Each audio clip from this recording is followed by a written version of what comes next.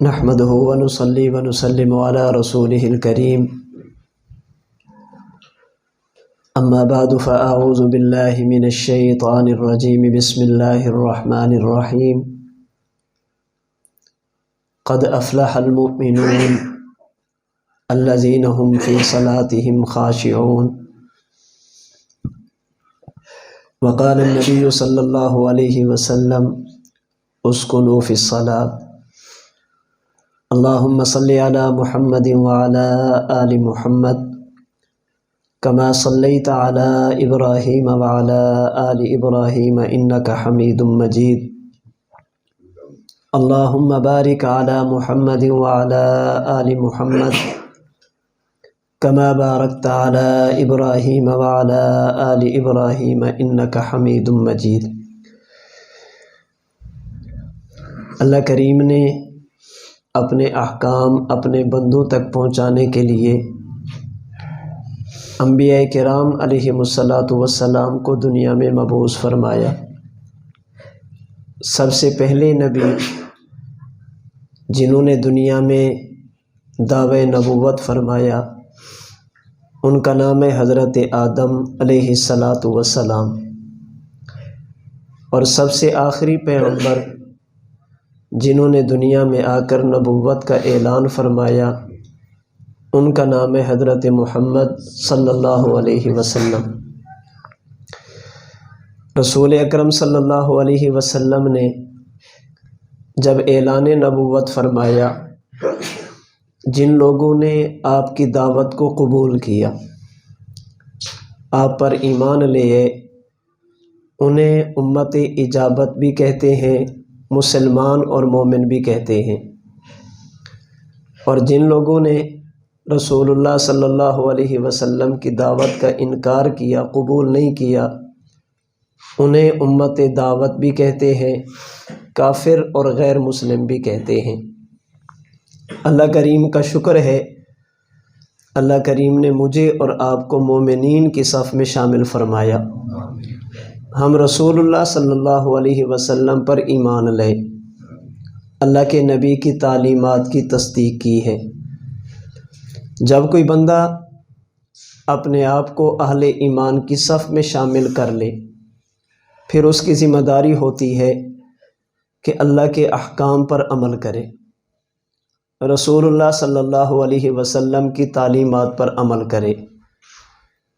قیامت کے دن جنت میں داخلے کے لیے، جہنم سے بچنے کے لیے ضروری ہے کہ انسان مسلمان بھی ہو اور رسول اللہ صلی اللہ علیہ وسلم کی تعلیمات پر عمل کرنے والا بھی ہو، اللہ کے نبی کی بتائی ہوئی چیزوں پر عمل کرنے والا بھی ہو۔ اگر کسی بندے کے دل میں ایمان نہ ہوا، ایسا بندہ کبھی بھی جنت میں نہیں جا سکتا، اور اگر ایمان ہوا لیکن اللہ کے نبی کی تعلیمات پر عمل نہیں کیا، پھر قانون یہ ہے ایسا بندہ جنت میں جائے گا لیکن دیر سے۔ جو اس نے نافرمانیاں کی، گناہ کیے، ان نافرمانیوں اور گناہوں کی سزا بھگتے گا، پھر جنت میں جائے گا۔ اللہ کرم والا معاملہ فرما دے الگ بات ہے، اپنے کسی نیک بندے کی سفارش کی وجہ سے جنت میں بھیج دیں الگ بات ہے، وگرنہ قانون یہی ہے کہ ایمان کے بعد اگر اعمال میں کوتاہی ہو، اللہ کے رسول کی تعلیمات پر عمل نہ کر سکے، تو ایسا بندہ جنت میں دیر سے جائے گا، کچھ وقت کے لیے اپنے گناہوں کی سزا بھگتے گا، بطور تزکیہ کے جہنم میں جائے گا۔ ایک وقت آئے گا اللہ کریم اس بندے کو بھی جنت کا داخلہ نصیب فرما دیں گے۔ رسول اللہ صلی اللہ علیہ وسلم کی تعلیمات میں جو کرنے والی باتیں ہیں، ان میں کلمہ کے بعد سب سے پہلی اور بنیادی چیز نماز ہے۔ سب سے پہلی چیز جو ایمان لانے کے بعد انسان پر فرض ہوتی ہے وہ 5 وقت کی نماز ہے، جس کا تذکرہ اللہ کریم نے قرآن کریم میں فرمایا۔ رسول اللہ صلی اللہ علیہ وسلم نے اپنے کئی ایک فرامین میں نماز کی اہمیت، نماز کی ترغیب، نماز چھوڑنے پر ترغیب، ڈراوے، وعیدیں، یہ ساری باتیں وہ ہیں جو قرآن کریم اور احادیث مبارکہ میں موجود ہیں۔ اور قیامت کے دن ایمان کے بعد سب سے پہلے جس چیز کے بارے میں حساب لیا جائے گا وہ نماز ہوگی۔ اول ما یحاسب بہ العبد یوم القیامہ الصلاۃ، سب سے پہلے انسان سے قیامت کے دن نماز کے بارے میں پوچھا جائے گا۔ رسول اکرم صلی اللہ علیہ وسلم کی شریعت میں نماز کتنی اہم چیز ہے، نماز جیسی عبادت کتنی اہم چیز ہے۔ آپ علیہ الصلاۃ والسلام نے اپنے قول اور اپنے فعل، اپنی مبارک زبان اور اپنے مبارک عمل سے نماز کی اہمیت بتلائی ہے۔ زبان سے بھی بتایا نماز کتنی اہم ہے، اور عمل کر کے بھی دکھایا کہ نماز جیسی عبادت اس کی شریعت میں اہمیت کتنی ہے۔ اگر آپ کے فرامین کی بات کی جائے، آپ علیہ الصلاۃ والسلام کبھی فرماتے ہیں کہ جو آدمی جان بوجھ کر نماز چھوڑ دے اس نے کافروں والا کام کیا، خطرہ یہ ہے کہ یہ بندہ ایمان سے محروم ہوگا۔ ایک وقت آئے گا اس کی بے نمازی ہونا اسے کفار کے ساتھ ملا دے گا، اور یہ چھوٹی بات نہیں ہے کہ بندہ اپنے کسی گناہ کی وجہ سے ایمان جیسی نعمت سے محروم ہو جائے۔ ایمان جیسی نعمت انسان کے ہاتھ سے چھوٹ جائے، یہ سب سے بڑا انسان کا نقصان ہے جو کبھی بھی ختم نہیں ہوگا۔ اس لیے ہمارے حضرت دامت برکاتہم العالیہ فرماتے ہیں، اگر ہمیں دنیا میں رہنے کے لیے ایک مکان بھی نہ ملے، کھانے کے لیے ایک لقمہ بھی نہ ملے، پینے کے لیے پانی کا ایک گھونٹ بھی نہ ملے، پہننے کے لیے لباس اور کپڑا نہ ملے، لوگ ہمیں ذلیل اور خوار کریں، لیکن ہم ایمان کے ساتھ دنیا سے چلے جائیں، ہم سے بڑا کائنات میں خوش قسمت انسان کوئی نہیں ہے۔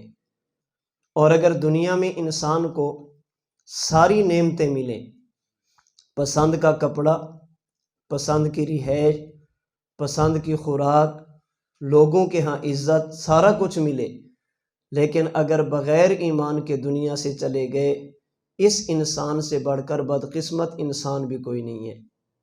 تو نماز کو چھوڑنا اتنا بڑا گناہ ہے، رسول اللہ صلی اللہ علیہ وسلم اسے کافروں والا کام فرما رہے ہیں۔ اس کے بارے میں ڈرایا جا رہا ہے کہ خطرہ ہے یہ بندہ کہیں ایمان سے محروم نہ ہو جائے۔ رسول اللہ صلی اللہ علیہ وسلم کبھی نماز کی اہمیت کو یوں سمجھاتے ہیں، آپ کی اولاد 7 سال کی ہو، آپ انہیں نماز کی ترغیب دیں، نماز کا حکم دیں، نماز پر لگیں، اور جب ان کی عمر 10 سال ہو جائے پھر انہیں تنبیہ کریں، مارنا پڑے تو مار کر ان کو نماز پہ لگیں۔ دیکھیں ابھی تک شریعت مطہرہ کے احکام اس پر متوجہ نہیں ہوئے، یہ بچہ ابھی شریعت کا پابند نہیں ہے، لیکن رسول اللہ صلی اللہ علیہ وسلم نماز کی اہمیت بتانے کے لیے، نماز کی اہمیت سمجھانے کے لیے آپ علیہ الصلاۃ والسلام حکم دے رہے ہیں کہ اپنے بچوں کو بھی نماز پر لگو۔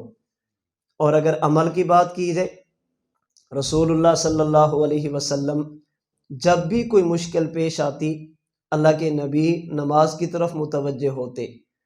فرائض کو چھوڑیے، اللہ کے نبی نوافل کا کتنا اہتمام کرتے۔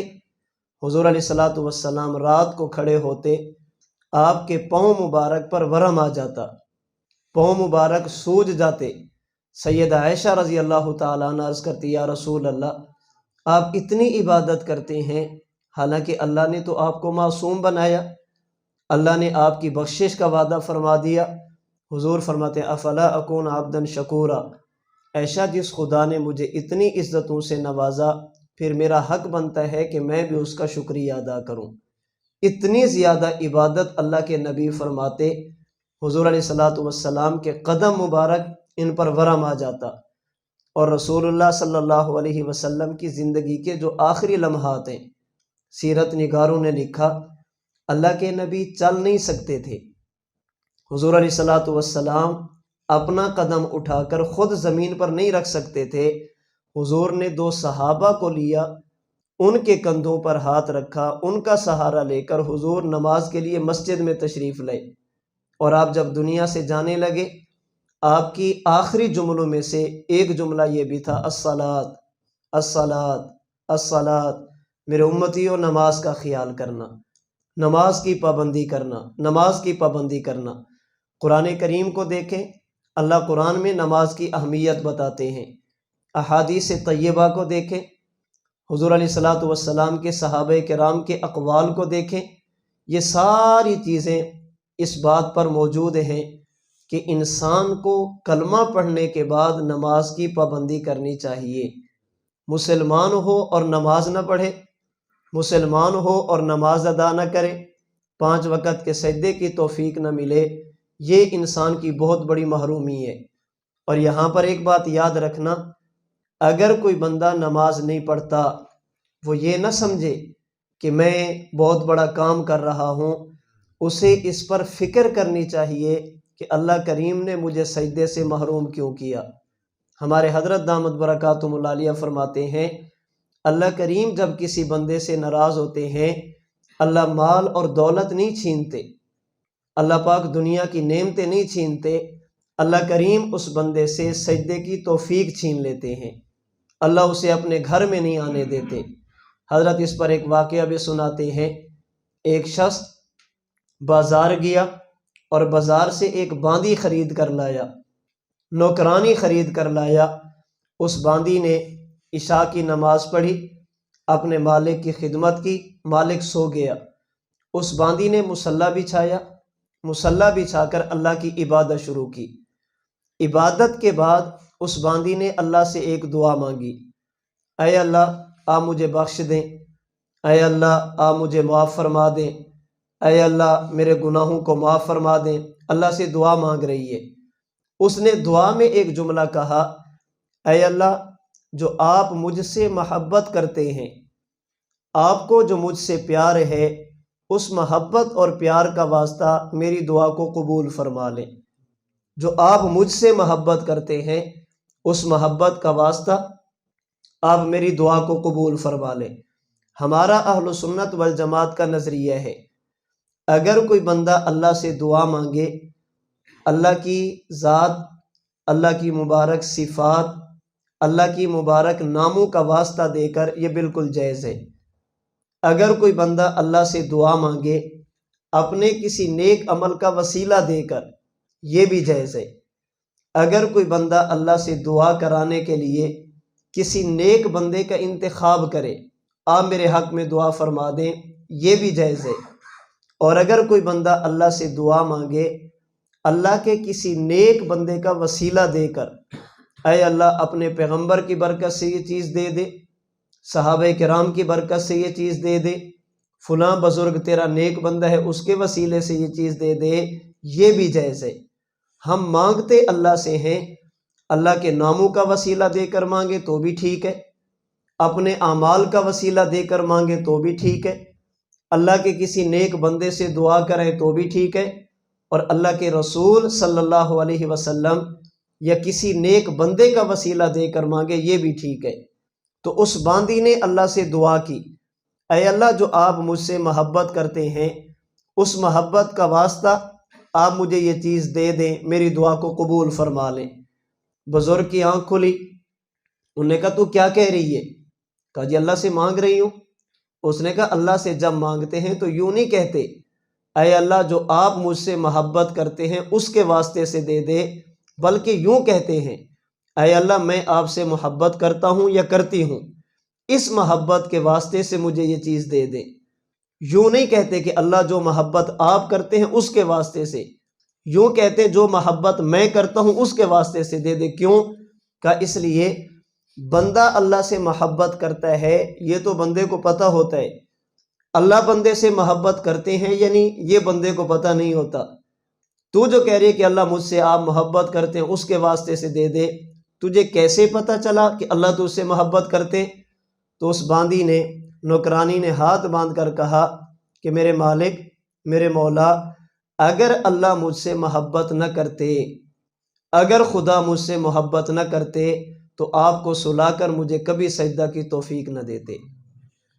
مجھے جو اللہ نے رات کے اس پہر میں سجدے کی توفیق دی ہے نا، اس کا معنی یہ ہے کہ اللہ مجھ سے محبت کرتے ہیں۔ تو نماز چھوڑنے پر میں اور آپ یہ نہ سمجھے کہ ہمارا کمال ہے۔ نماز چھوڑنے پر انسان کو سوچنا چاہیے کہ کہیں اللہ کریم ہم سے ناراض تو نہیں ہو گئے، کہیں اللہ کریم ہم سے ناراض تو نہیں ہو گئے۔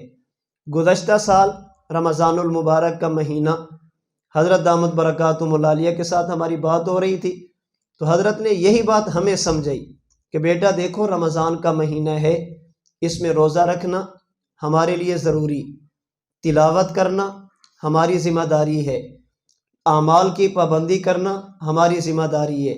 پھر فرمانے لگے اگر رمضان کے مہینے میں بھی آپ کو تلاوت کی توفیق نہ ملے، قرآن کریم پڑھنے کی توفیق نہ ملے، تو پھر خلوت میں اکیلے بیٹھ کر سوچنا کہ ہم سے کون سا گناہ ہو گیا جس کی وجہ سے اللہ نے اپنے کلام سے محروم کر دیا۔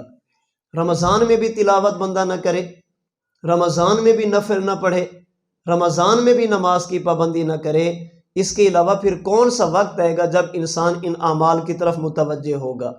تو قرآن کریم نے، احادیث طیبہ نے نماز کی بڑی اہمیت بتائی ہے، اور اگر کوئی بندہ نماز پڑھتا ہے، قرآن کریم اور حدیث مبارک میں اس پر بڑی فضیلتیں بھی موجود ہیں۔ جو بندہ 5 وقت کی نماز کی پابندی کرے، اللہ کریم اسے دنیا میں راحت عطا فرماتے ہیں، موت کے وقت اللہ آسانی والا معاملہ فرماتے ہیں، اللہ قبر کے عذاب سے بچاتے ہیں، اور قیامت کے دن اللہ جہنم سے محفوظ فرماتے ہیں۔ یہ میں تمام فضائل کا خلاصہ بتا رہا ہوں۔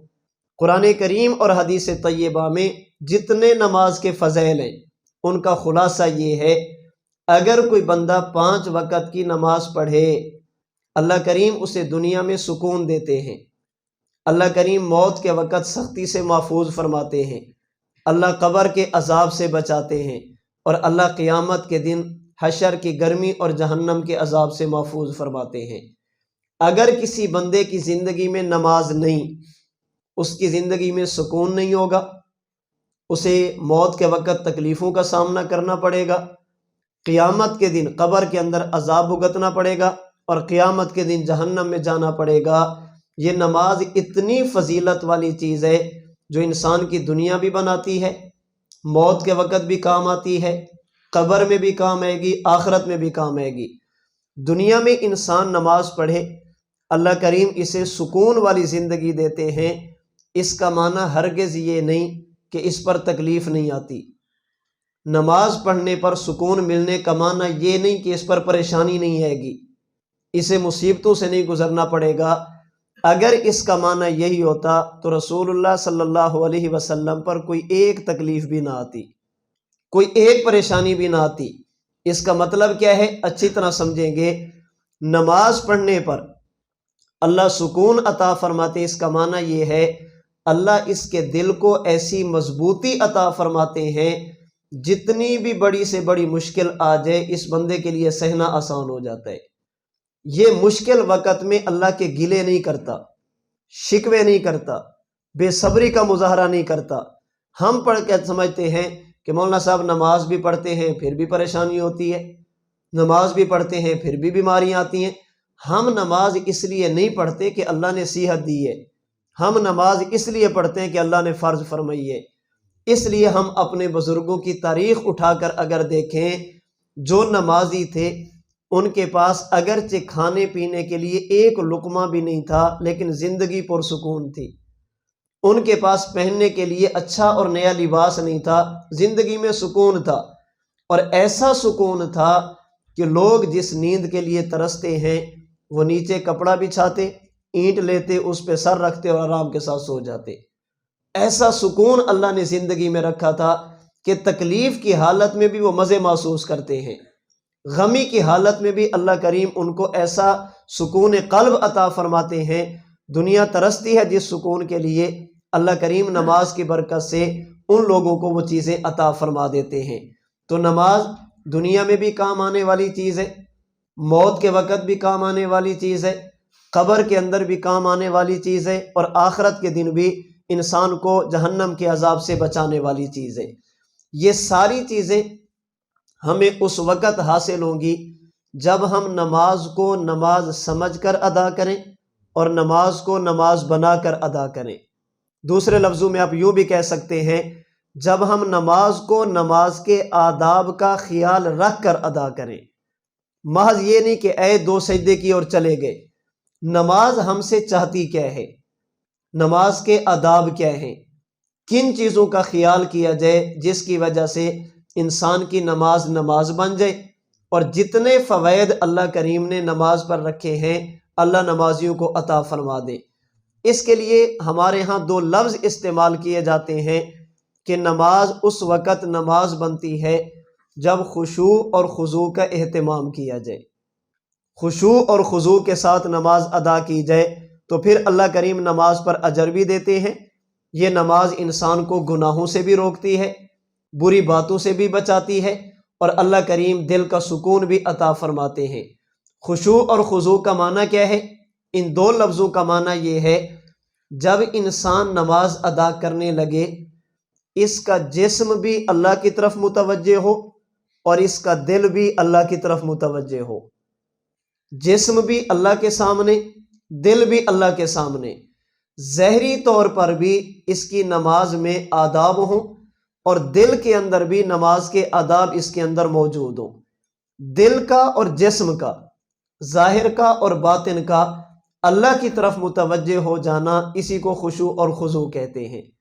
ہمارے یہاں عموماً ہوتا یہ ہے، جب ہم نماز کے لیے کھڑے ہوتے ہیں ہمارا جسم اللہ کی طرف متوجہ نہیں ہوتا، کبھی ادھر دیکھیں گے کبھی ادھر دیکھیں گے، کبھی ہاتھوں کے ساتھ حرکت کریں گے، کبھی پاؤں کو اٹھائیں گے، کبھی دائیں ہوں گے کبھی بائیں ہوں گے۔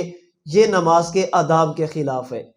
اور اگر جسم اللہ کی طرف ہو بھی صحیح تو ہمارے دل میں خیالات وہ غیر اللہ کی طرف ہوتے ہیں، کبھی زمین کا خیال، کبھی دکان کا خیال، کبھی کاروبار کا خیال، کبھی کوئی خیال کبھی کوئی خیال، ہمارا دل اللہ کی طرف متوجہ نہیں ہوتا۔ نماز کے لیے ضروری ہے کہ خشوع اور خضوع یعنی جسم اور دل دونوں کو اللہ کی طرف متوجہ کیا جائے۔ یہ کیسے نصیب ہوگا؟ یہ کیسے نصیب ہوگا؟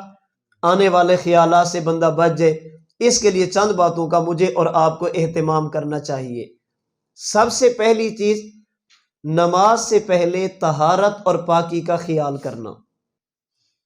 نماز سے پہلے طہارت اور پاکی کا خیال کرنا۔ جب بندہ بیت الخلاء میں جائے اچھی طرح استنجا کرے، اس کے جسم کے کسی حصے پر ناپاکی کے قطرے نہ ہوں، اس کے کپڑے پاک ہوں اور اس کا جسم پاک ہو۔ طہارت کا خیال کرنا، پاکی کا خیال کرنا، کیوں؟ اس لیے کہ جس جگہ پر ناپاکی ہو وہاں پر جنات کا بسیرا ہوتا ہے، اور جہاں پر طہارت اور پاکی کا خیال کیا جائے وہاں پر اللہ کی رحمت کے فرشتوں کا بسیرا ہوتا ہے۔ ناپاکی ہوگی تو جنات آئیں گے، اور اگر پاکی ہوگی تو وہاں پر ملائکہ آئیں گے۔ جب میں اور آپ طہارت کا خیال نہیں کریں گے تو جنات آئیں گے، اور جنات کا کام کیا ہے؟ قرآن کریم کے آخری پارے میں اللہ فرماتے ہیں الذی یوسوس فی صدور الناس، جنات کا کام ہے خیالات کو لانا، وساوس کو لانا، انسان کی سوچ کو اللہ سے ہٹا کر غیر اللہ کی طرف لگانا۔ جب ہم نے اچھی طرح طہارت کا خیال نہیں کیا، جب نماز پڑھیں گے خیالات تو خود بخود آئیں گے اور انسان کا دل وہ عبادت کی طرف نہیں لگے گا۔ سب سے پہلے پاکی کا خیال کرنا، اور یہ صرف نماز کے لیے نہیں، انسان کو ویسے بھی پاکی کا خیال کرنا چاہیے۔ بخاری شریف کی روایت ہے، جناب رسول اللہ صلی اللہ علیہ وسلم جا رہے ہیں، قبرستان سے گزرے، اللہ کے نبی کی سواری نے چھلانگ ماری۔ حضور علیہ الصلوۃ والسلام نے فرمایا کہ یہ جو 2 قبریں ہیں نا، انہما لیعذبان، ان 2 قبروں والوں کو قبر کے اندر عذاب ہو رہے، یہ قبر کے عذاب میں مبتلا ہیں۔ آپ علیہ الصلوۃ والسلام نے پھر فرمایا کہ یہ ایسے گناہ کے اندر گناہ کی وجہ سے قبر کے عذاب میں مبتلا ہیں جس سے بچنا کوئی مشکل نہیں ہے، بندہ بچنا چاہے تو بچ سکتا ہے۔ کیا کرتے؟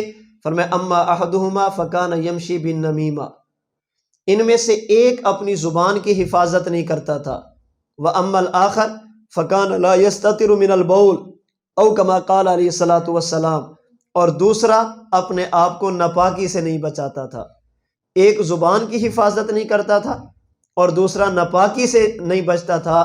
ان دو گناہوں کی وجہ سے اللہ کریم نے ان دو قبروں والوں کو عذاب کے اندر مبتلا کر دیا۔ اب یہاں پر ایک بات سمجھنا، ہمارا عقیدہ ہے جو شخص بھی دنیا سے چلا جائے، نبی ہو تب، امتی ہو تب، مومن ہو تب، کافر ہو تب، نیک ہو تب، گنہگار ہو تب، اللہ کریم موت کے بعد قیامت سے پہلے اسے ایک قسم کی حیات اور زندگی عطا فرماتے ہیں۔ اگر یہ اللہ کا فرما بردار ہو، اللہ کریم اس کو قبر کے اندر جنت کی نعمتیں اور ثواب دیتے ہیں۔ اگر یہ بندہ کافر، فاسق، فاجر، گنہگار ہو، قبر کے اندر اللہ کریم اسے عذاب میں مبتلا فرماتے ہیں۔ یہ ثواب اور عذاب ایسا ہے جسے اللہ نے آنکھوں سے پوشیدہ رکھا، اللہ کریم نے کانوں سے اوجھل رکھا۔ بخاری شریفی کی روایت میں ہے، حضور علیہ الصلوۃ والسلام فرماتے ہیں میت چیختی ہے، چلاتی ہے، عذاب پر دھاڑے مارتی ہے، اس کی آواز انسان اور جنات نہیں سنتے، باقی ساری مخلوقیں سنتی ہے۔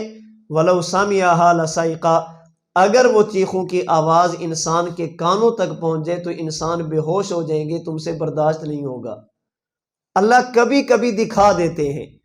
حضور علیہ الصلوۃ والسلام چونکہ اللہ کے نبی تھے، اللہ نے وحی کے ذریعے آپ کو سمجھا دیا، دکھا دیا، بتا دیا۔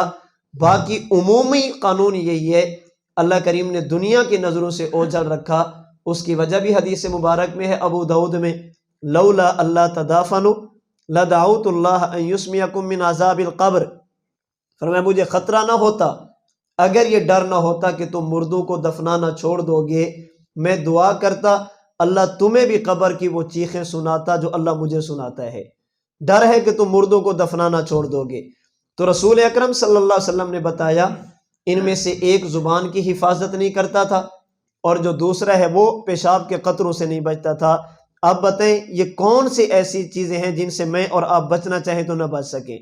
زبان کی حفاظت کوئی مشکل نہیں، ایسی مجلس میں شرکت نہیں کریں گے جہاں پر کسی کا گلہ ہوگا، ایسے لوگوں کے ساتھ نہیں بیٹھیں گے جہاں پر کسی کا شکوہ ہوگا، اپنی زبان سے کوئی بات بھی ایسی نہیں نکالیں گے جو اللہ اور اللہ کے رسول کی ناراضگی کا ذریعہ بنے گی۔ تو پاکی کا خیال سب سے پہلی چیز۔ نمبر 2، استنجے کے بعد ہم نے وضو کرنا ہے، وضو کے اندر وضو کے آداب کا خیال رکھا جائے، وضو کے اندر وضو کے آداب کا خیال رکھا جائے اور پورا وضو کیا جائے، اس میں سستی نہ کی جائے، جلد بازی نہ کی جائے کہ یہ منہ کے نیچے والی جگہ خشک رہ جائے، بازو کی کوہنیاں خشک رہ جائیں، پاؤں کی ایڑیاں خشک رہ جائیں، جلد بازی نہیں، اچھی طرح وضو کرنا اور وضو کے آداب کا خیال کرنا۔ بالخصوص آنے والا جو موسم ہے سردیوں کا، اس میں تھوڑا وضو کرنا مشکل ہو جاتا ہے۔ یہ میرے لیے اور آپ کے لیے تو مسئلہ نہیں، ہمیں تو اللہ کا شکر ادا کرنا چاہیے، اللہ کریم نے ایسے علاقے اور ایسے اسباب عطا فرمائے، تازہ پانی اس کے ساتھ وضو کرتے، بعض کے پاس سہولت ہے گیزر لگاتے ہیں وضو کرتے ہیں، یہ مشکل نہیں ہے۔ سردی کے موسم میں وضو کرنا یہ کتنی بڑی نعمت ہے۔ حدیث مبارک میں ہے، حضرت ابو ہریرہ رضی اللہ تعالی عنہ فرماتے ہیں رسول اللہ صلی اللہ علیہ وسلم نے فرمایا صحابہ تمہیں ایسی چیز نہ بتاؤں اگر تم اس کا خیال کرو گے اللہ تمہارے درجات کو بڑھا دیں گے اور تمہارے گناہوں کو مٹا دیں گے۔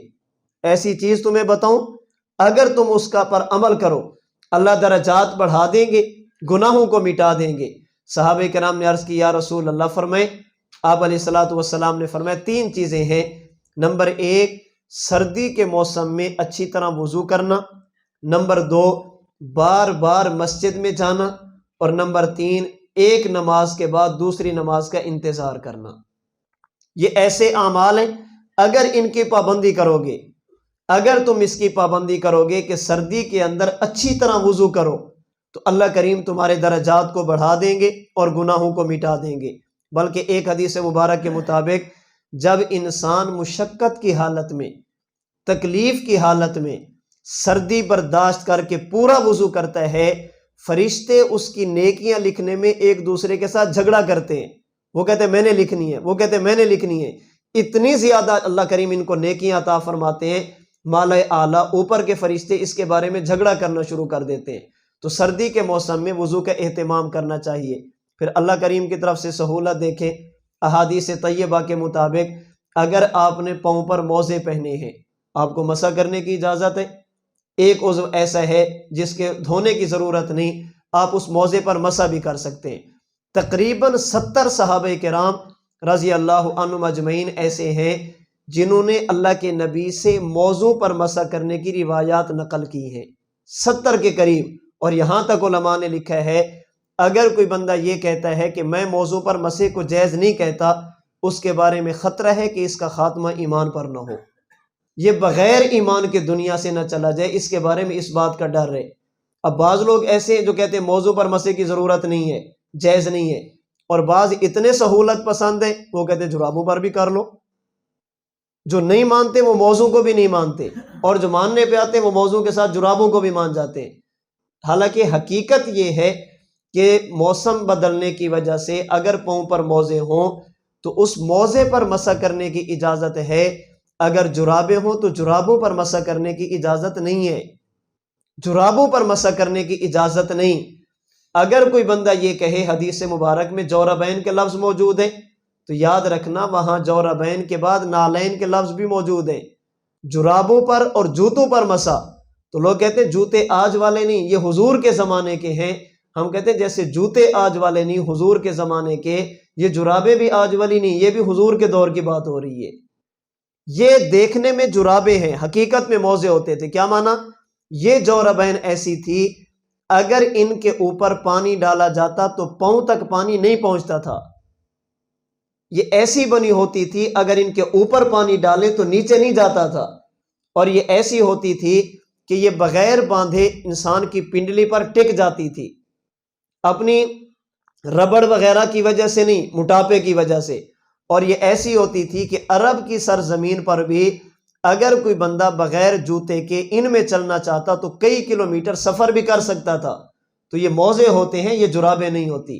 اس لیے مسئلہ اچھی طرح کوئی کرتا ہے اس کا مسئلہ ہے، ہمیں اپنا مسئلہ ذہن میں رکھنا چاہیے کہ سردی کے موسم میں موضوع پر مسح کرنے کی اجازت ہے، جرابوں پر مسح کرنے کی اجازت نہیں۔ اگر کسی نے جرابوں پر مسح کیا تو وضو نہیں، اگر وضو نہیں تو اس کے بعد نماز ادا کرے گا، وہ نماز بھی نہیں ہے۔ تو اللہ کریم نے یہ سہولت عطا فرمائی۔ میں سمجھا رہا تھا کہ خیالات سے کیسے بچنا ہے، نماز کو خشوع اور خضوع والا کیسے بنانا ہے۔ نمبر 1 طہارت کا خیال کریں، اور نمبر 2 وضو کا خیال کریں۔ وضو کو آداب کے ساتھ، آداب کا خیال رکھ کے ادا کریں۔ یہ نہ ہو کہ جب بیٹھے گھر سے چلے تو پاکی کا خیال نہیں، اب مسجد میں پہنچے وضو بھی کر رہے ہیں، ساتھ دنیا کی باتیں بھی کر رہے ہیں، نہ دعاؤں کا پتہ نہ اعضائے وضو کا پتہ۔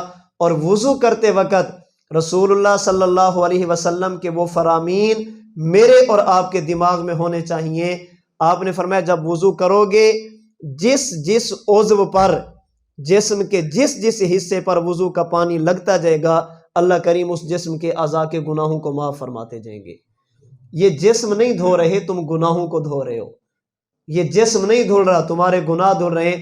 ہاتھ دھو گے، ہاتھ کے گناہ ختم۔ چہرہ دھوئے گے، کان کے، ناک کے، آنکھ کے، یہ زبان کے، یہ گناہ ختم۔ سر کا مسح کرو گے، اللہ کریم سر کے گناہ ختم کر دیں گے۔ پاؤں دھو گے، اللہ کریم پاؤں کے گناہ ختم کر دیں گے۔ فرمایا جب یہ بندہ وضو کر کے فارغ ہوتا ہے، یہ اللہ کریم کے کرم اور اللہ کے فضل سے گناہوں سے پاک ہو چکا ہوتا ہے۔ تو وضو کے وقت یہ چیزیں خیال میں رہیں۔ اب وضو کر لیا، وضو کرنے کے بعد دعائیں ہیں۔ دوسرا کلمہ ہے اللہم اجعلنی من التوابین واجعلنی من المتطہرین۔ یہاں پر ایک حدیث مجھے اور یاد آ گئی۔ حضرت عقبہ رضی اللہ تعالیٰ عنہ فرماتے ہیں میں رسول اللہ صلی اللہ علیہ وسلم کے پاس پڑھتا تھا، اللہ کے نبی کی خدمت اقدس میں تھا، اور صحابہ کرام کی باری ہوتی اللہ کے نبی کے اونٹ چرانے کی۔ جیسے آج ہمارے ہاں بھی استاد شاگرد کے ذمہ کام لگاتے ہیں، بھی آج تمہاری باری ہے یہ کام کرو۔ فرماتے میں اونٹ لے کر چرانے کے لیے گیا، شام کو واپس آیا، میں نے دیکھا رسول اللہ صلی اللہ علیہ وسلم درمیان میں ہیں، صحابہ کرام کھڑے ہیں، اللہ کے نبی ان کو نصیحت فرما رہے ہیں، دین کی باتیں چل رہی ہیں۔ میں نے اونٹ باندھ کر اللہ کے نبی کی خدمت میں حاضر ہوا۔ سب سے پہلا جملہ جو میرے کانوں میں پڑا وہ یہ تھا آپ نے فرمایا کہ جو بندہ وضو کرے اور اس کے بعد 2 رکعت نماز ایسی ادا کرے جس میں اپنے دل میں خیالات کو نہ لائے، دل میں زبردستی خیالات کو نہ لائے، اللہ کریم اس کے لیے جنت کو واجب فرما دیتے ہیں۔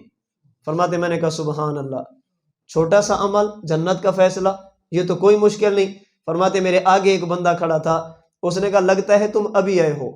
اللہ کے نبی نے جو اس سے پہلے بات فرمائی وہ اس سے بھی زیادہ زبردست تھی، اس سے بھی خوبصورت تھی۔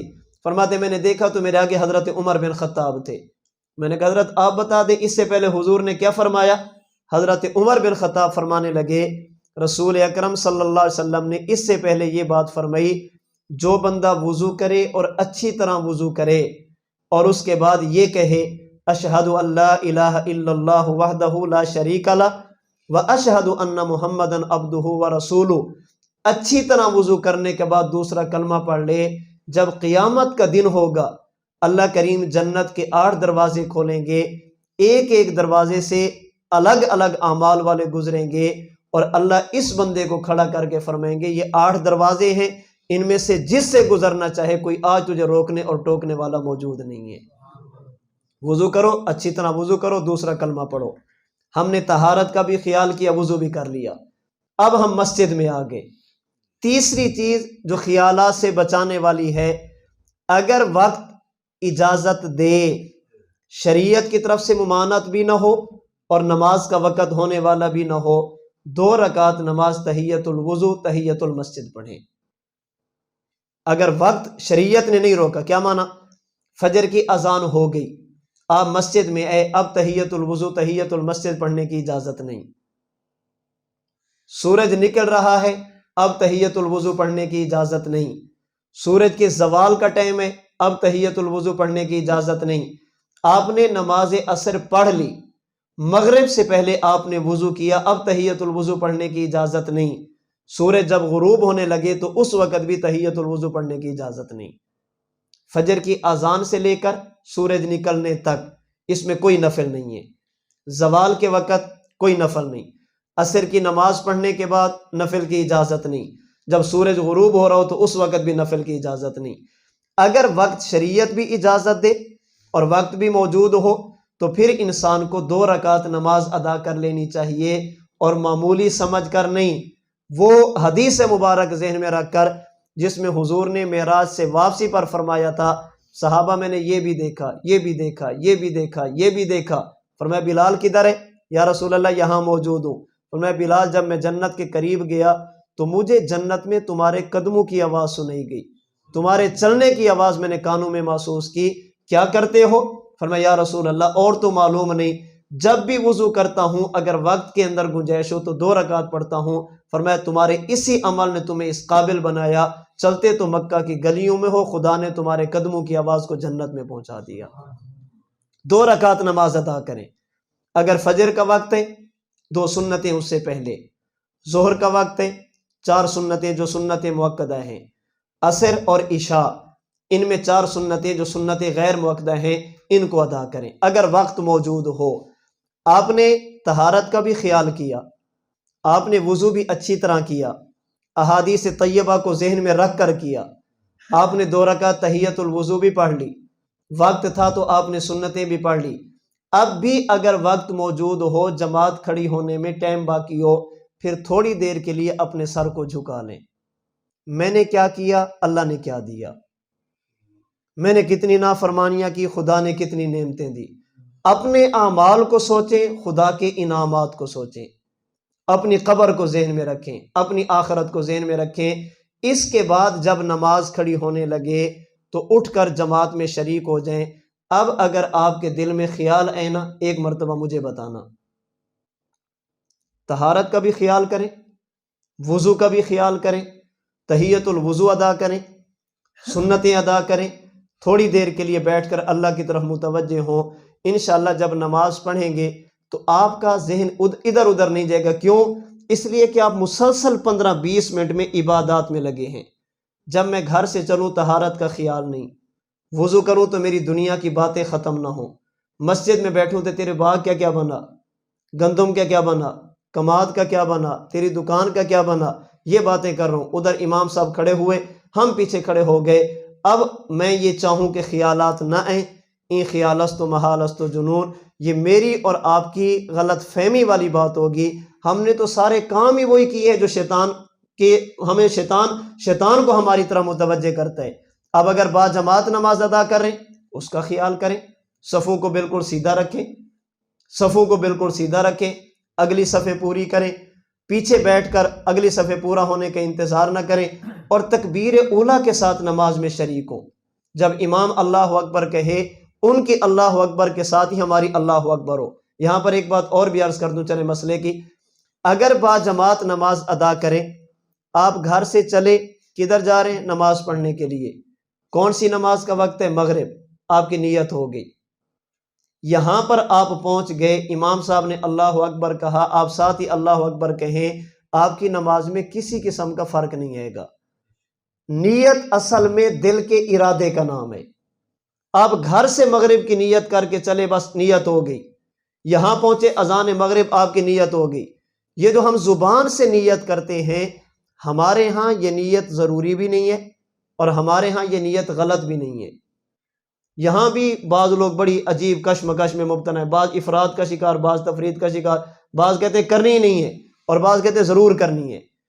یہ نیت زبان سے کرنا ضروری نہیں ہے۔ اگر کوئی بندہ زبان سے نیت نہیں کرتا، نماز میں 1 انچ کا بھی فرق نہیں آئے گا، نماز ہو جائے گی، کسی قسم کا مسئلہ نہیں۔ اور اگر دل کی تسلی کے لیے زبان سے جملے کہہ دیے جائیں تو یہ غلط بھی نہیں، لیکن ایک بات کا خیال رکھا جائے، ایسا نہ ہو کہ ہم زبان سے نیت کرتے رہیں اور امام صاحب رکوع میں چلے جائیں۔ اتنا لمبا وقت نیت میں لگانے کی ضرورت نہیں، بس اگر وقت ہے تو کہہ لیں، نہیں ہے تو بس زبان سے کہنے کی ضرورت ہی نہیں ہے، دل کے ساتھ نیت ہوگی۔ صفوں کو بالکل برابر رکھیں، صفوں کو برابر رکھیں، یہ نہ ہو کہ کسی کے پاؤں آگے، کسی کے پیچھے، کسی کا سینہ آگے، کسی کی کمر پیچھے۔ حدیث طیبہ میں ہے جب مسلمان صفوں کو سیدھا رکھتے ہیں، اللہ کریم آپس میں محبت پیدا فرما دیتے ہیں، اور جب صفیں آگے پیچھے ہوتی ہیں پھر ان کی آپس میں نفرتیں، کدورتیں، آپس کے اندر جو خیالات ہوتے ہیں، یہ سارے معاملات چلتے ہیں۔ تو اگر نماز با جماعت ادا کر رہے ہوں تو جماعت کے آداب کا خیال کریں۔ امام صاحب کے ساتھ آپ نے نماز پڑھنی ہے، امام صاحب قرآن کریم کی تلاوت شروع کریں، آپ کے کانوں تک آواز پہنچے پھر بھی ٹھیک ہے، توجہ رکھیے، کانوں تک آواز پہنچے پھر بھی ٹھیک ہے، نہ پہنچے پھر بھی ٹھیک ہے۔ امام کے پیچھے مقتدیوں نے سبحانک اللہم و بحمدک وتبارک اسمک وتعالی جدک ولا الہ غیرک، یہاں تک پڑھنا ہے۔ آگے قرآن امام کی ذمہ داری ہے، مقتدی کی ذمہ داری نہیں۔ ہمارے کانوں میں آواز پہنچے ہم نے پھر بھی چپ رہنا ہے، کانوں میں آواز نہ پہنچے پھر بھی چپ رہنا ہے۔ قرآن کریم کا 9واں پارہ سورۃ الاعراف کی آیت نمبر 204 میں اللہ نے حکم دیا، اذا قرئ القرآن فاستمعوا له وانصتوا لعلکم ترحمون۔ صحابہ کرام میں سے حضرت عبداللہ بن عباس رضی اللہ تعالی عنہما اور بعد والے مفسرین میں سے کئی مفسرین لکھتے ہیں یہ آیت کریمہ اس وقت اس حکم کے بارے میں نازل ہوئی کہ جب امام قرآن کریم کی تلاوت شروع کرے تو مقتدیوں کو خاموش رہنا چاہیے۔ اور مسلم شریف کے اندر حدیث پاک موجود ہے، حضور فرماتے ہیں اذا قرأ فانصتوا، جب امام قرآن کریم کی تلاوت شروع کر دے تو تم نے خاموش رہنا ہے۔ اگر امام اونچی آواز سے قرآن پڑھے، سورۃ الفاتحہ ختم کرے، ہم نے ختم ہونے پر آمین کہنی ہے، اور سنن ترمذی کی روایت کے مطابق آہستہ کہنی ہے۔ حدیث مبارک ترمذی شریف میں موجود ہے کہ آمین آہستہ کہی جائے گی، رسول اکرم صلی اللہ علیہ وسلم نے آمین آہستہ فرمائی ہے۔ تو اگر با جماعت نماز ادا کر رہے ہوں تو اس کے اندر جماعت کے آداب کا خیال کیا جائے۔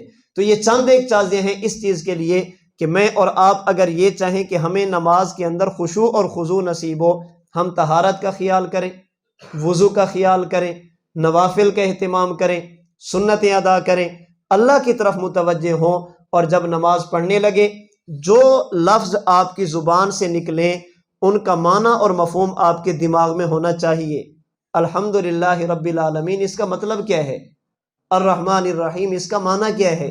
مالک یوم الدین میں اللہ سے کیا کہہ رہا ہوں؟ ان کے معانی اور مفاہیم ذہن میں ہوں گے تو انشاءاللہ میری اور آپ کی نماز خشوع اور خضوع والی ہوگی۔ تو نماز کی مسلمان کو پابندی کرنی چاہیے اور نماز کے آداب کا خیال رکھ کر نماز کی پابندی کرنی چاہیے۔ اصل تو یہی ہے کہ مسلمان نماز کو اس کے وقت پر ادا کرے۔ قرآن کریم میں اللہ کریم فرماتے ہیں ان الصلاۃ کانت علی المؤمنین کتابا موقوتا، یہ جو نماز ہے ایمان والوں پہ فرض ہے اور اس نماز کے اوقات مقرر ہیں۔ فجر کا وقت کون سا، ظہر کا وقت کون سا، عصر کا وقت کون سا، مغرب کا کون سا، عشاء کا کون سا۔ اللہ کریم نے نمازوں کے اوقات رسول اکرم صلی اللہ علیہ وسلم کی زبان سے متعین فرما دیے، نماز کو پڑھا جائے اور اس کے وقت پر پڑھا جائے۔ باقی اگر کبھی کسی مجبوری کی وجہ سے، عذر کی وجہ سے یا جان بوجھ کر سستی کی وجہ سے کسی بندے کی نماز رہ جائے تو شریعت مطہرہ نے حکم دیا ہے اس نماز کو قضا کرنے کا۔ یہ بھی اللہ کا کرم ہے، ایک بندے کی نماز رہے گی تو کیا کرے؟ فرمایا قضا کر لو۔ رسول اکرم صلی اللہ علیہ وسلم نے اپنے مبارک قول، اپنے مبارک فعل، اپنی زبان سے بھی اور اپنے عمل سے بھی سمجھایا اگر کسی بندے کی نماز رہ جائے اس نماز کی قضا ضروری ہے، اس نماز کی قضا ضروری ہے۔ حضور فرماتے من نام عن صلاۃ او نسیھا فلیصلیھا اذا ذکرھا، اگر کسی بندے کی آنکھ لگ جائے، وہ سو جائے اور نماز رہ جائے، جب اٹھے تو نماز کی قضا کرے۔ اگر کسی بندے کو بھول جائے اور نماز رہ جائے، جب یاد آئے تو اس نماز کی قضا کرے۔ نماز کا کفارہ یہی ہے کہ یہ بندہ اس نماز کی قضا کرے، اس کے علاوہ کوئی کفارہ نہیں۔ یہاں پر بھی بعض لوگوں کو غلط فہمی لگتی ہے، کہتے اگر کسی بندے کی نماز بھول کر رہ جائے تو اس کی قضا ضروری ہے، اگر جان بوجھ کے چھوڑ دیں تو پھر قضا کی ضرورت نہیں، استغفار کرے۔ کیوں بھائی؟ کہتے ہیں اس لیے کہ حدیث مبارک میں یہ تو ہے کہ اگر سو گئے رہ جائے نماز پڑھو، بھول گئے نماز رہ گئے تو پڑھو۔ حدیث میں یہ تو نہیں ہے کہ جان بوجھ کر بھی رہ جائے تو اس کی بھی قضا کرو، حدیث مبارک میں تو نہیں ہے، اس لیے توبہ اور استغفار کرو۔ ہمارے حضرت دامت برکاتہم العالیہ فرماتے ہیں شریعت مطہرہ نے شریعت کے اصول اور مزاج کا بھی خیال کیا، ہمارے ماحول اور معاشرے کا بھی خیال کیا ہے۔ شریعت نے چھوٹی چیز بتا دی ہے، اس سے اوپر والی چیز خود سمجھ آ گئی ہے۔ اگر کوئی بندہ بھول جائے اور نماز رہ جائے، اس کی نماز کی قضا ضروری ہے، شریعت نے بتا دیا۔ اگر جان بوجھ کے چھوڑ دے تو اس کی بھی قضا ہے، اس کے بتانے کی ضرورت ہی نہیں ہے۔ کیوں؟ اس لیے کہ عقل انسانی کہتی ہے جو نماز بھول جانے کی صورت میں معاف نہیں، جان بوجھ کے چھوڑنے کی صورت میں معاف ہو جائے گی۔ سو جائے نماز رہ جائے تو معاف نہیں، اگر بیدار ہو اور چھوڑ دے تو نماز معاف ہوگی۔ اللہ کریم نے چھوٹا مسئلہ بتا دیا، حدیث مبارک میں حضور نے چھوٹا مسئلہ بتا دیا، یہ جو اس سے اوپر والی بات ہے یہ خود سمجھ آ گئی کہ یہ نماز ایسی اہم عبادت ہے جو بھول جانے کی صورت میں معاف نہیں، سو جانے کی صورت میں معاف نہیں، اگر جان بوجھ کے چھوڑیں گے تو کیسے معاف ہوگی؟ اس لیے نماز کی قضا کی جائے۔ آپ علیہ الصلوۃ والسلام کی زندگی میں تقریباً 4 نمازیں ایسی ہیں جو حضور کی قضا ہوئی ہیں۔ حضور کی زندگی میں 4 نمازیں۔ غزوہ خندق کا موقع، آپ علیہ الصلوۃ والسلام مشرکین کے ساتھ لڑ رہے ہیں، درمیان میں خندق ہے، ادھر سے بھی تیر آ رہے، ادھر سے بھی تیر جا رہے، آپس کے معاملات چل رہے ہیں۔ آپ کی ظہر کی نماز رہ گئی، عصر کی نماز رہ گئی، مغرب کی نماز رہ گئی۔ خندق کے موقع پر حضور کی یہ 3 نمازیں قضا ہوئی، اور اسی موقع پہ اللہ کے نبی نے فرمایا تھا جن لوگوں نے ہمیں نماز سے مشغول کر دیا، نماز سے روک دیا، اللہ کریم ان کے گھروں کو اور ان کی قبروں کو آگ سے بھر دے۔ اس موقع پر آپ نے یہ بد دعا فرمائی تھی۔ نماز عشاء کے وقت حضور علیہ الصلوۃ والسلام نے ظہر کی بھی قضا کی، عصر کی بھی قضا کی، مغرب کی بھی قضا کی نماز عشاء کے وقت۔ اور ایک موقع پر حضور کی نماز فجر رہ گئی تھی، آپ واپس تشریف لا رہے تھے ایک سفر سے، صحابہ کرام کا قافلہ ساتھ ہے، آپ نے فرمایا کہ میرے خیال میں رات تھوڑی دیر کے لیے آرام کرتے ہیں، صبح اٹھیں گے تو آگے جائیں گے، لیکن مسئلہ یہ ہے کہ تھکے ہوئے ہیں، سفر کی تھکاوٹ ہے، سو جائیں گے تو نماز کا کیا بنے گا؟ یوں کرتے کسی ایک کے ذمہ لگا دیتے ہیں، وہ جاگے گا، پہرا دے گا اور ہمیں فجر کی نماز کے لیے جگائے گا۔ کسے منتخب کیا جائے؟ حضرت بلال نے فرمایا حضور میں کروں گا، آپ سو جائیں میں جاگ رہا ہوں۔ حضور علیہ الصلوۃ والسلام سو گئے، صحابہ کرام بھی سو گئے، حضرت بلال رضی اللہ تعالی عنہ کسی چیز کا سہارا لے کر ٹیک لگا کر بیٹھ گئے، ادھر ہی حضرت بلال کی آنکھ لگ گئی۔ نماز کا وقت شروع ہوا، نماز کا وقت ختم ہوا، سورج نکلا، سب سے پہلے رسول اکرم صلی اللہ علیہ وسلم کی مبارک آنکھ کھلی، صحابہ بھی آرام کر رہے ہیں، حضرت بلال بھی سو رہے ہیں۔ آپ نے صحابہ کرام کو جگایا، بلال کدھر ہے؟ جا کر دیکھا تو حضرت بلال ٹیک لگا کر سوئے ہوئے۔ حضرت بلال کو جگایا، حضور نے فرمایا بلال تمہارے تو ذمہ تھا، ہمیں بھی جگاتے۔ فرمایا یا رسول اللہ، جس ذات نے آپ کو سلا دیا اس نے مجھے بھی سلا دیا، آنکھ لگ گئی، اس میں میرا کیا قصور ہے؟ آپ نے اس موقع پر وضو فرمایا اور صحابہ کرام کو فرمایا کہ اس نماز کی قضا کرنی ہے۔ یہ 4 نمازیں آپ کی ایسی ہیں جو رہ گئی تھی۔ خندق کے موقع پر ظہر، عصر اور مغرب آپ نے اسی دن عشاء کے وقت ادا کی، اور لیلۃ التعریس یہ جو راست کا واپسی کا سفر تھا، اس موقع پر آپ کی فجر کی نماز رہ گئی، وہ بھی آپ نے قضا کی۔ اس کے علاوہ حضور کی نمازیں قضا نہیں ہوئی۔ آپ کا اس نماز کو دوبارہ پڑھ لینا اس بات کی دلیل ہے اگر کسی مسلمان کے ذمہ نمازیں رہ جائیں تو ان کی قضا ضروری ہے، اس کے علاوہ ان کا کوئی اور کفارہ نہیں۔ توبہ استغفار بھی کرے لیکن توبہ سے معاف نہیں ہوگی، بلکہ ان نمازوں کو قضا کرنا پڑے گا۔ بعض لوگ کہتے ہیں نہیں ہے ضرورت، رمضان المبارک کا آخری جمعہ ہے، 4 رکعت نماز پڑھ لو، ساری زندگی کی نمازیں معاف ہو جائیں گی۔ یہ بات بالکل غلط ہے، بالکل غلط اور جھوٹ بات ہے۔ ان نمازوں کو قضا کرنا ضروری ہے۔ کہتے ہیں جی ایک بندے کے ذمہ 50 سال کی نمازیں رہ گئی ہیں، 20 سال کی نمازیں رہ گئی ہیں، زندگی کے آخری موڑ پہ ہے، اب وہ قضا کیسے کرے گا؟ ہم کہتے شروع تو کرے، شروع تو کر دینا۔ یاد رکھنا قرآن کریم اور حدیث مبارک پڑھنے سے یہ بات معلوم ہوتی ہے، اگر کوئی بندہ اخلاص کے ساتھ کوئی کام شروع کر دے لیکن موت کا وقت آ جائے اور اس کام کو پورا نہ کر سکے، اللہ کریم اس کام کا مکمل اجر اس بندے کو عطا فرماتے ہیں۔ ایک وقت ایسا تھا جب مسلمان ہونے کے لیے کلمہ پڑھنا بھی ضروری تھا، مکہ مکرمہ سے مدینہ منورہ کی طرف ہجرت کرنی بھی ضروری تھی۔ وہ بندہ مسلمان سمجھا جاتا تھا جو کلمہ بھی پڑھے اور مکہ سے مدینہ کی طرف ہجرت بھی کرے۔ ایک صحابی بالکل آخری عمر میں ہے، 4 پئی سے اتر نہیں سکتے، چل نہیں سکتے، اپنے گھر والوں سے کہا میری 4 پئی کو اٹھاؤ مکہ کی طرف لے چلو، میری 4 پئی کو اٹھاؤ مدینہ کی طرف لے چلو، میں نے ہجرت کرنی ہے۔ انہوں نے کہا اس حالت میں، کہا میں نے جانا ہے۔ اس کے رشتہ داروں نے، وہ رسا نے اس کی 4 پئی کو اٹھایا، گھر سے باہر لے کر جانے لگے، تھوڑے سے سفر پہ گئے، زندگی کے دن پورے ہو گئے، اس صحابی کی روح قبض ہو گئی۔ لوگوں نے کہا کہ یہ گھر میں بھی نہیں رہا، مدینہ بھی نہیں پہنچ سکا، اس سے تو بہتر تھا گھر میں رہ جاتا، ہجرت تو کر نہیں سکا۔ اللہ کریم نے قرآن کریم کے 5ویں پارے میں فرمایا وَمَن يَخْرُجْ مِن بَيْتِهِ مُهَاجِرًا إِلَى اللَّهِ وَرَسُولِهِ ثُمَّ يُدْرِكُهُ الْمَوْتُ فَقَدْ وَقَعَ أَجْرُهُ عَلَى اللَّهِ، جو بندہ اخلاص کے ساتھ اس نیت سے چل پڑا کہ کچھ بھی ہو جائے میں نے مدینہ جانا ہے، یہ گھر سے باہر قدم رکھے اور دنیا سے چلا جائے، اللہ کریم اس کو مہاجرین کی صف میں کھڑا کر کے ہجرت کا مکمل اجر عطا فرمائیں گے۔ چلا تو ہے نا، گھر سے تو نکلا۔ مشہور واقعہ ہے، مسلم شریف کی حدیث بھی ہے، ایک بندے نے 99 قتل کیے، اللہ سے ڈر گیا، توبہ کرنے کی نیت سے چلا، ایک بزرگ کے پاس، اس نے کہا کوئی توبہ کی صورت نہیں، اس بزرگ کو بھی قتل کیا۔ 100 بندے قتل کرنے کے بعد کسی نے بتایا فلاں علاقہ ہے وہاں پر چلے جاؤ، وہاں پر ایک عالم رہتے، اللہ والے رہتے، ان کے پاس جاؤ اور جا کر وہاں توبہ کرو۔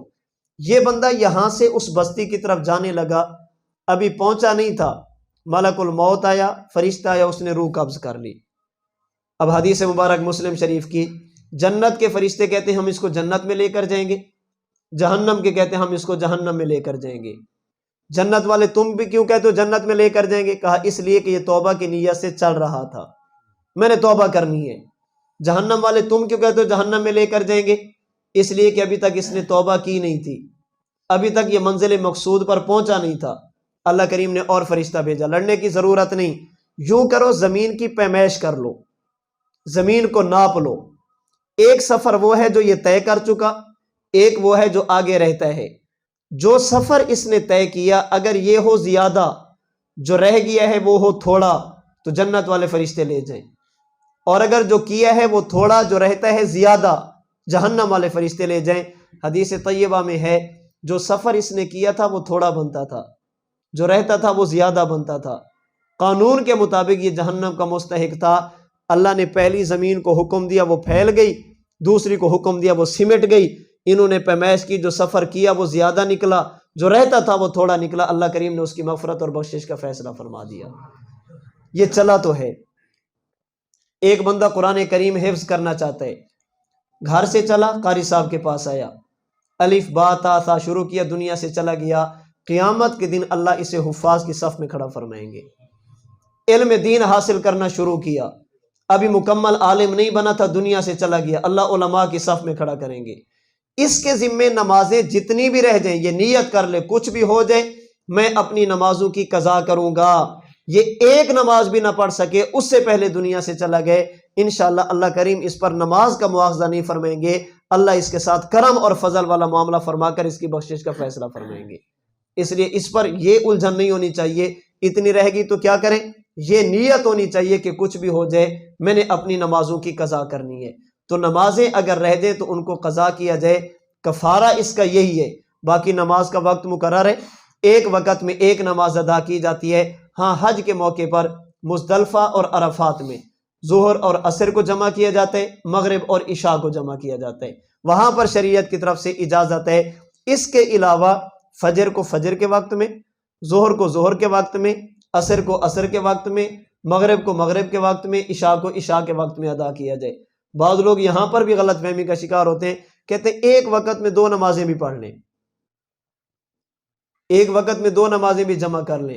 یہ میں مذاق نہیں کر رہا، ان کی کتابوں میں یہ بات موجود ہے۔ کسی نے پوچھا کہ ہم فٹ بال کھیلنے، یہ الفاظ ہیں، یعنی فتویٰ ان کا یہی ہے، فٹ بال کھیلنے کے لیے جاتے ہیں، اس دوران نماز عصر کا وقت ہو جاتا ہے، ہم کیا کریں؟ نماز پڑھتے ہیں تو میچ رہتا ہے، میچ کھیلتے ہیں تو نماز رہتی ہے۔